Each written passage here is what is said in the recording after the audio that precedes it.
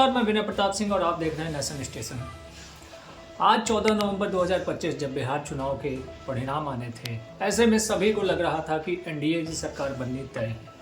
लेकिन जिस तरीके से विजयी बढ़त बनाए हुए हैं 200 प्लस का आंकड़ा, यह शायद बीजेपी के भी तमाम दिग्गज लीडर्स को जो है इसकी आशंका नहीं होगी। लेकिन जैसे ही सुबह से परिणाम आने स्टार्ट हुए, बीजेपी ने जिस तरीके की परफॉर्मेंस की है, जिस तरीके की परफॉर्मेंस एनडीए ने की है, जिस तरीके की परफॉर्मेंस जेडीयू ने की है और जिस तरीके की खराब परफॉर्मेंस महागठबंधन की गई है, उससे महागठबंधन में बहुत ही निराशा की लहर होगी। और एनडीए में जाहिर सी बात है, चूँकि अभी कुछ देर पहले मोदी जी आके इस चीज़ को स्वीकार भी कर चुके हैं कि यह एक बड़ी विजय है, जहां पर बीजेपी के जीत का आंकड़ा 92% का है। 101 सीटों पर बीजेपी ने चुनाव लड़ा था और 92 सीटों पर लीड कर रही है। जदयू ने भी लगभग 101 सीटों पर ही चुनाव लड़ा था और 82 सीटों पर लीड कर रही है। दोनों की ही परफॉर्मेंस बहुत अच्छी जा रही है। अब हम बात करेंगे चिराग की पार्टी की।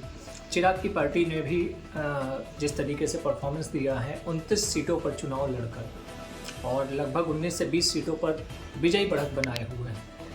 कुल मिलाकर एनडीए गठबंधन जिस तरीके से जो है हावी है महागठबंधन पर, वह कहीं ना कहीं दिखाता है आपसी परिवार में कलह में जिस तरीके से जो है आरजेडी की फूट हुई, वह भी एक बड़ी जिम्मेदारी रही।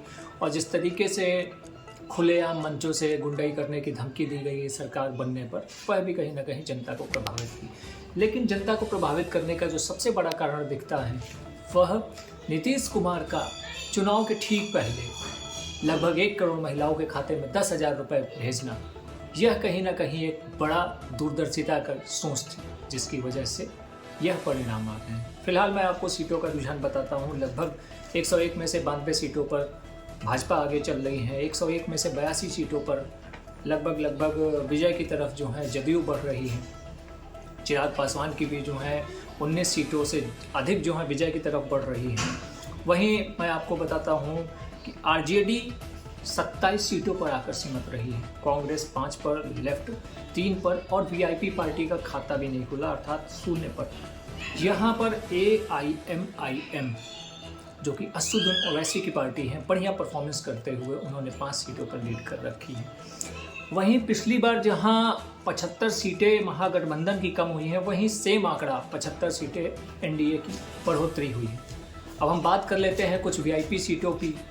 जैसे कराकट से ज्योति सिंह, जो कि पवन सिंह की वाइफ थी, चुनाव के पहले काफ़ी हो हल्ला था, निर्दलीय चुनाव लड़ रही थी और ज्योति सिंह लगभग पिछड़ चुकी हैं, लगभग हार की कगार पर हैं। उसी तरीके से खेसारी लाल यादव छपरा सीट से चुनाव लड़ रहे थे आरजेडी से, और उनके भी बड़बोलेपन कहीं ना कहीं उनको ले डूबे हैं। पूर्ण रूप से वो पीछे चल रहे हैं और लगभग हार की कगार पर हैं। इसी प्रकार से तेज प्रताप सिंह, जो महुआ सीट से लड़ रहे थे, तेज प्रताप यादव जो कि लालू जी के दूसरे बेटे हैं, वह भी जो हैं लगभग हार की तरफ ही हैं। तेजस्वी जी भी जो हैं लगभग हार की तरफ ही बढ़ रहे हैं। यह एक बड़ी खबर है।